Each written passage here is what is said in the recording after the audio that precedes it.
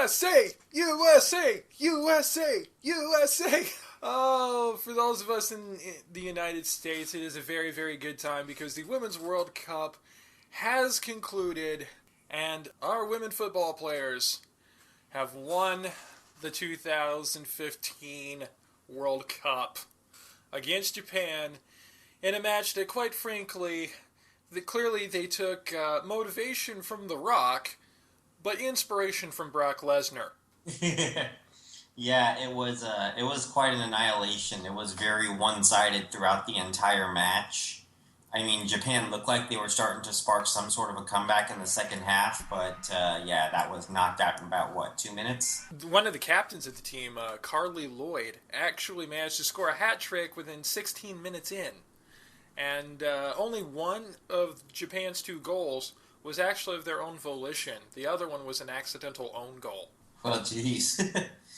I remember one comment, one guy was saying the U.S. got tired of scoring so much, so they decided to keep the game interesting by scoring on their own goal instead.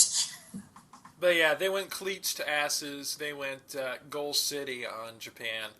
At the end of the match, there was actually a really, really sweet moment because one of the players, Abby Wambach, 35 years old, got married to her wife in Hawaii in 2013.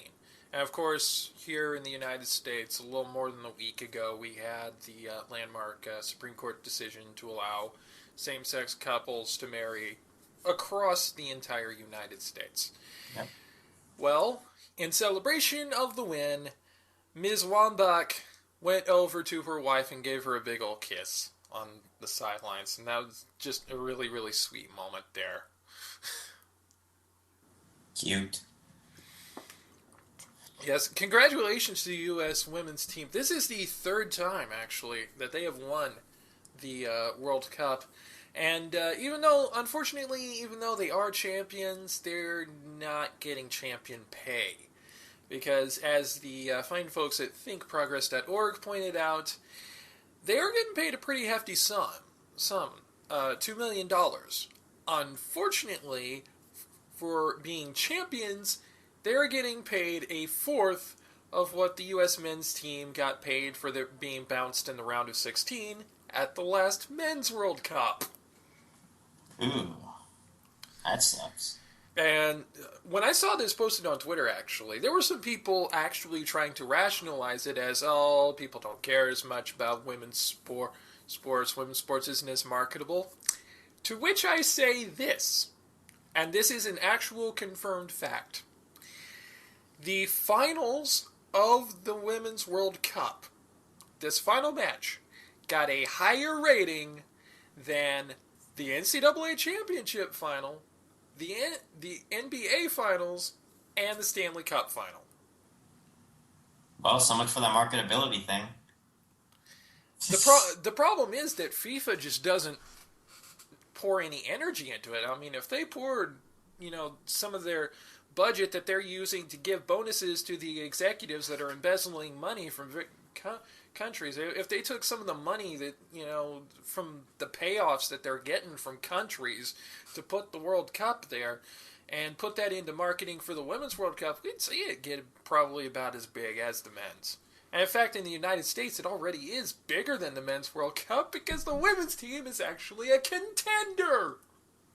Yeah, I think they finish in the top 4 almost every World Cup, if not every World Cup, where the men's, I think they haven't gotten any further than the top 8.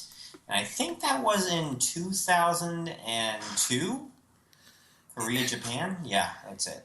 If the men did half as well as the women are doing in the World Cup, we in the United States would be singing their praises to the end of time. And to an extent, we are, in fact, also singing the women's praises to the end of time, although there are still some insane people out there who think women's sports needs to be defended when it is clearly speaking for itself. But, like I said, in the U.S., we're paying more attention to the Women's World Cup than we do the Men's World Cup. Why? Because the women's team wins. Not just because they look good in soccer shorts, okay? It's not just because they look good in soccer shorts. It's because they're good at what they do. Anyway, moving on. We mentioned that we were going to talk TNA, and we were actually going to say some nice things about TNA. Fittingly, the same week that we did the Wrestle Roll Rewind of the first anniversary show, they had their Slammiversary pay-per-view. It was kind of weird though because they had the Slammiversary pay-per-view, and then the immediate episode of Impact Wrestling after that was actually one that had been recorded some time ago. So they kind of had to, for that episode, it was kind of weird because they weren't necessarily playing up to some of the things that had happened on Slammiversary. But one of the important things to note is that TNA has a new world champion. One of the few good things about their product. Formerly known as Derek Bateman in the WWE, now thriving in TNA as Ethan Carter III, aka EC3. I couldn't remember his first name. I was thinking Eric. No. But yeah, Ethan It's Carter III, new TNA heavyweight champion. victorious over Kurt Angle, which, quite frankly, they are the two best in TNA right now. To be perfectly honest with you, actually, they're the well. Well, Me, they're the let me two. They're start the that. two best in TNA that are actually TNA superstars. All Right. the other good guys that are there now either invaded from Global Force Wrestling or have left for Global Force Wrestling now. It's Which, kind of whoa. which is a weird thing because actually at Slammiversary, Jeff Jarrett returned to TNA, not as part of TNA, but as part of his Fed Global Force Wrestling, which means TNA is doing an invasion angle with a Fed that not very many people knew about. Ouch. Because they've already stolen all the good ideas from WCW, why not steal all the ideas from WWE, only do them worse? Well, Ring of Honor is stealing all of their talent, so they're gonna have to make do with that as well. Ring of Honor I and New Japan. And New Japan. Yeah, I really, really like EC3, the character. He is the right guy in the very wrong place at the very wrong time. Yeah, This because guy is doing great when TNA is pretty much ready to stick a fork in it. It's done, which is really, really sad. EC3 definitely deserves a lot better than this. I'm not going to outright say definitively that TNA is done, but we definitely believe TNA is done because, well, look at the science. It has been rumored that two of the top knockouts in their division, in fact, the two top ones who are not married to a Food Network chef, are rumored to be leaving. That being the Knockouts champion Taryn Terrell and Awesome Kong. Well, you stick Taryn Darrell in the stupid stable called the Dollhouse, and what do you expect? And Awesome Kong, well, Yeah, and the other side is, and I consider this, I'm going to go ahead and call this an impending bookend for TNA. No relation to Booker T's finishing maneuver. With Jeff Jarrett came back to TNA on Slammiversary. He participated in a King of the Mountain match, which I believe we mentioned last week, but it's worth mentioning again because the rules of it are just so insane. There is a penalty box. If you pin someone or cause them to tap out, they go into that penalty box, and then you can take whatever championship belt, in this case the reworked Global / Television / Legends belt, and hang it up on a hook instead of taking it down off of a hook like you would in a normal ladder match, and that's how you win the match. There's usually about 6 people in a King of the Mountain match. Jeff Jarrett was in this one at Slammiversary. Guess who won it? I'll give you a hint. His nickname is King of the Mountain. who else was in it? That's just it. I don't know. And you know what? I do not give a care. Wow. I do not I even won King of the Mountain. Who else was in it? I don't know. So, to have it happen like that now, I think TNA's boned, and I think Global Force Wrestling is basically going to become TNA 2.0, hopefully with 100% less Carter. Not Ethan Carter, but a promotion that we do not talk about often enough on this show. One that we have, even though I don't get to watch on a regular basis, and I don't think David does either, we do have a fair amount of affection for because it's basically doing what WWE is trying to do with PG, except doing it right. Only they're more Y7 than PG, but that's neither here nor there. Chikara, in September, Labor Day weekend, to be precise, the 4th through the 6th. They are doing their annual King of Trios event, around which is centered a tournament for 3-man tag teams. So basically every match is a 6-man tag team match. It is a very unique thing to Chikara. I don't think there's any other promotion that does something quite on this order. Among the teams that will be contending, the Bullet Club, AJ Styles and the Young Bucks, Matt and Nick Jackson. From AAA / Lucha Underground, Drago, Phoenix, and Aerostar. The defending champions, the Devastation Corporation, Blaster McMassive, Flex Rumble Crunch, Max Smashmaster. I love those names. Wow. I love those names. There are also a couple of teams from the UK, and the most interesting entrant to yet be announced to the King of Trios, David, the Blue World Order is taking over King of Trios. Woo! That's right. In the King of Trios, in the exact same tournament, we're going to have the Bullet Club and the Blue World Order. Air him in the first round, Chikara. Yeah, Blue Meanie, Stevie Richards, and Hollywood Nova all confirmed for King of Trios as part of the Blue World Order. That is going to be fun. I can't wait to see how far they go in this tournament. I want to see if they do match up against the Bullet Club. This is actually kind of video game news, but it fits here because, well, it fits in with sports entertainment. WWE's video game series with 2K games, WWE 2K, of course, has announced the cover version for 2K16, or should we say 2K316, because if you want to see Stone Cold Steve Austin on the cover of a WWE video game, give me a hell yeah! What? That was significantly less hell yes than I was expecting. What?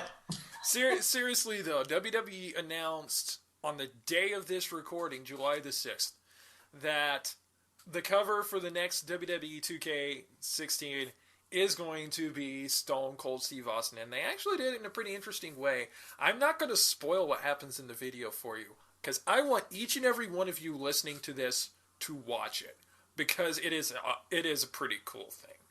It is a very cool thing that they did. Buying it, by the way. Last but not least, we have some results from WWE's event on July the 4th. Beast in the East. First of all, we send our condolences to the family of the New Day. They were found absolutely destroyed in Suplex City, Japan, by the Beast Brock Lesnar. Our condolences go out to the families of Kofi Kingston, Xavier Woods, and Big E Langston. For a second there, I thought I watched a Super Sentai movie gone horribly wrong.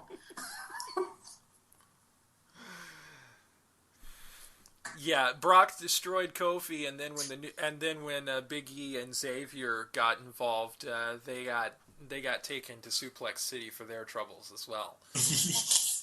Which is not really surprising because A, it's Brock freaking Lesnar, and B, he kind of has a little bit of an affinity for Japan, considering he spent a fair amount of time as New Japan's own world champion. I like how the New Day came out and people were and it's like, you know, the commentators and everyone was laughing like, ha ha ha ha, you think that your numbers game will work? Yeah, I mean it's not like the New Day are in league with the Authority or something. Oh wait, aren't they? Isn't that why they were allowed to get 3 people in one pod? Ugh, nasty. They can get to have 3 people squished into one pod, but we couldn't get in a tot. I'm sorry, I'm getting on that again. Anyway, the other big news, because really, aside from Chris Jericho, Neville, none of the other matches on that card mattered. I was right! Ladies and gentlemen, the Demon King, the Hero, Finn Balor, NXT Champion, Congratulations, Jeremy. You got that one right for once. For once, one of my predictions went right. I am so happy. But yeah, it was a really great match too, and a lot of the things surrounding it were just awe-inspiring too, because first off, Finn Balor's entrance. His body paint, instead of having like the Eye of Balor on the back, he had an Oni on the back of his back. Ooh, not bad.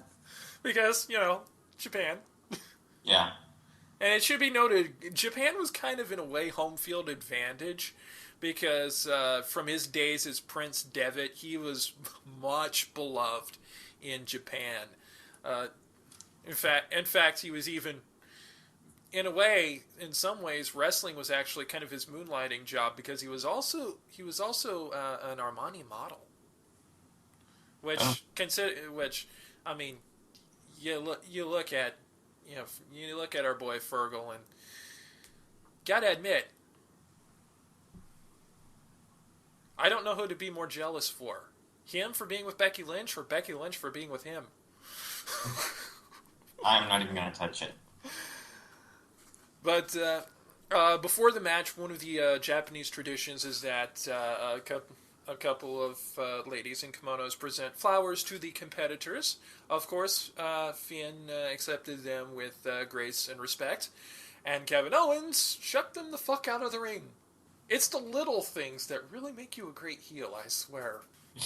But yeah, the match itself, oh my god, the match itself was just great. So very back and forth. They got in a lot of great spots, including a lot of callbacks, actually, to Finn Balor's New Japan days.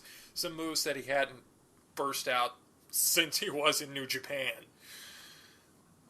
And, of course, they really, really played up. The commentators did a really, really great job, because not only did they play the fact that it was a homecoming, they actually mentioned a lot of his New Japan history there. Having won, the Junior Heavyweight Championship and the Junior Heavyweight Tournament a couple of times, and having been Tag Team Champion there as well. They really mentioned a lot of his history while he was in New Japan. So that was, that's not something that happens very often in WWE on the commentary, but it is really great that they did that nonetheless. Of course, Kevin Owens got his Cena trolling in, the 5-knuckle shuffle, and attempted AA. Did not get to pull it off, but he did try one. In the end, it ended up with Finn Balor, coup de grace, pin in the center of the ring. Much respect. I believe one of the officials from New Japan actually came out there to present him the NXT Championship directly, which was a really, really awesome moment in and of itself. Also at the end of the match, Finn Balor extended the hand of respect to Kevin Owens, and of course, Kevin Owens, because, again, it's the little things that make a heel great, blew him off completely. I swear, Kevin Owens is the best heel that they've got going in the WWE. But I would also like to mention that I am highly certain that this means Kevin Owens is going to be the new United States champion. All right, one last thing to note on this part. Announced via Twitter, from Triple H's Twitter, the night before SummerSlam, NXT TakeOver will take place in Brooklyn. The next NXT TakeOver event will take place in Brooklyn. And I imagine probably on that card will, of course, be Finn Balor making his first defense of the NXT Championship. So, more details on that once they are available. Alright, that's going to do it for the sports section. Coming up, last but not least, the oldest established permanent floating segment with a double interview. The finalists from Major League Pokemon World Cup 2, Alex Cohen and Eric Burkhalter. Hey everyone, this is David. Like what you hear? Check us out on the internet at casualmodepodcast.com, on Facebook at facebook.com/casualmodepodcast, any one of our social media links, and of course, click on the little subscribe button below. Thanks!